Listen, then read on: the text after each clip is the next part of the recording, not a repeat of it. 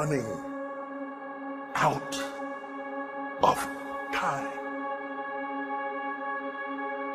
What are you going to do with the time you have left? I say that if you don't reposition yourself, you could miss the best time in your life, in this season of life. Because we have got to change the way we think. We have got to change the way we function. We have got to change the way we deal with issues.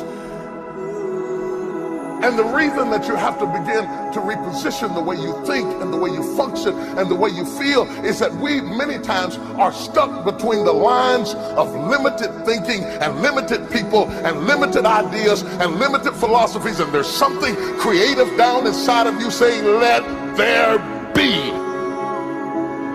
You need to walk into a situation where you've been locked up and tied up and tangled up and say, let there be light, let there be healing, let there be books, let there be change in this city.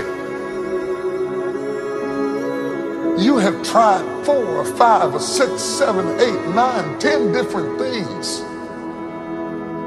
Each you worked on 90 days or so and then said it doesn't work.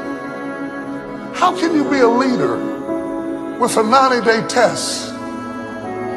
Of course it didn't work. You didn't stick to it long enough. You didn't fight hard enough.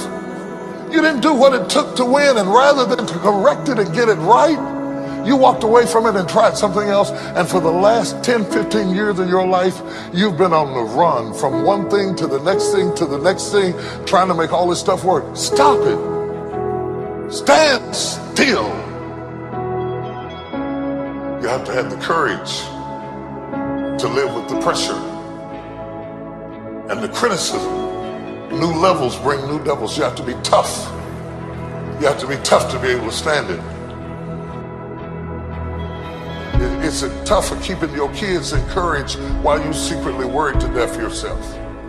It's tough for getting ready for a birthday and don't have a birthday gift. It's tough of not being able to get the light bill paid and the water bill paid. It's tough. But what do we do with these moments? Do we just have them and go back home and wait for the next one? Almost like junkies getting a fix or smokers smoking a cigarette? Are we just habitually addicted to moments without being able to take that moment and use it strategically to do something in our lives? You do not have to accept it the way it is. Somewhere down inside of you there is creativity. We got to break out of the barriers and the limitations and get outside of the box. Something is about to happen in your life. You've got to take it one day at a time. And when you get to the end of the day, you say, I'm not finished, but I've done everything that I was supposed to do for that day, for that time, for that season. Your season is shifting. You will be able to do now in a way that you have never been able to do it before.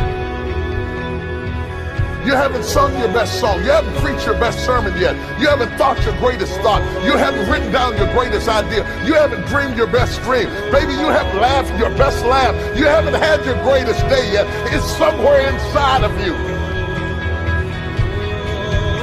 You're a miracle looking for a place to happen.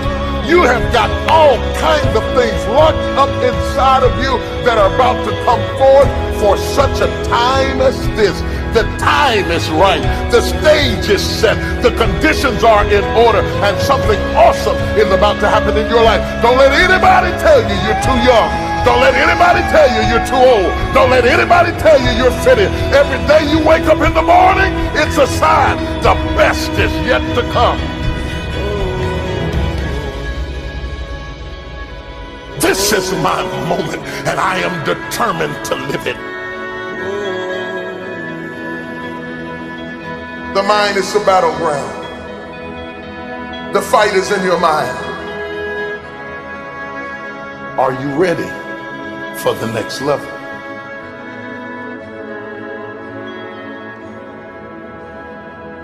What are you going to do with the time you have left?